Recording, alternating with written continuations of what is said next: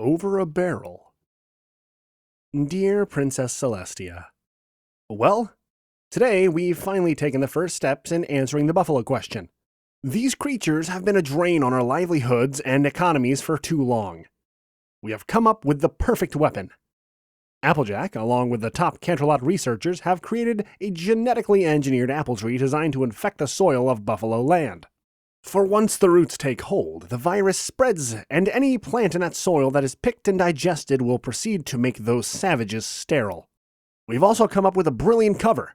We have hoof-selected an elite unit of settler ponies to invade buffalo territory and start a small community.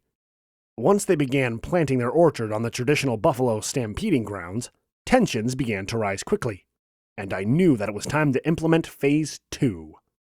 So, we prepared the tree for transport and set off on the next train to Appaloosa. But I think all the poison fumes from working in the labs has gotten to Applejack. She's talking to that damn tree like it's alive. Even gave it a fucking name. As you know, genocide gets me and my friends quite excited. So, we stayed up half the night talking, and this kinda pissed off Spike. After he stormed off, Fluttershy expressed her wishes to be a tree. And then Rarity got angry due to her interrupted beauty sleep. The next morning, we awoke to the stampede of buffalo, who then proceeded to assault the train. Rainbow gave chase on the roof, and meanwhile, while the caboose was getting slammed back and forth, Spike is in there sleeping soundly. So he can't sleep with whispering ponies, but he can sleep through all of that shit. What the fuck? After Rainbow forgot to look where she was flying, the buffalo actually managed to steal the apple tree. Not sure if they'd take it to their land, Pinky activates our contingency plan. Recover Rainbow, and infiltrate the Buffalo Society, gain their trust, and draw them into a conflict with the Appalootians. Princess, your best ponies have been planning this for months, and so far it was going perfect. The rest of us arrived at Appaloosa, where Brayburn and Sheriff Silverstar were continuing to act the part of innocent settler town.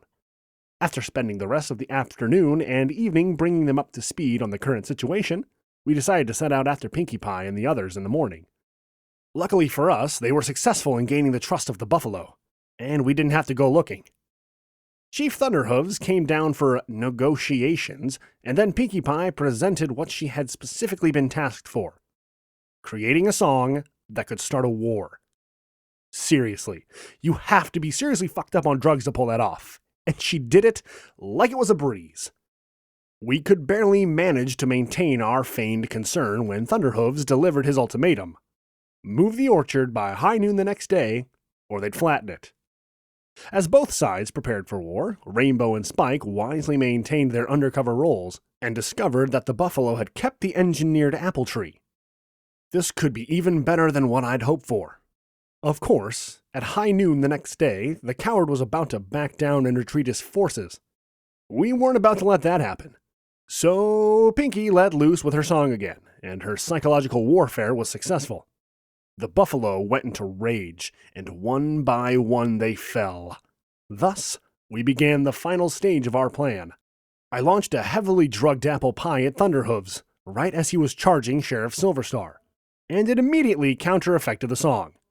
He called off the attack and made an agreement with the town, and returned the engineered apple tree of doom, and allowed it to be planted. Thus begins the slow and eventual annihilation of their species. For in Equestria, only one culture is suitable: our culture. Sig Heil, mein Führer, Twilight Sparkle.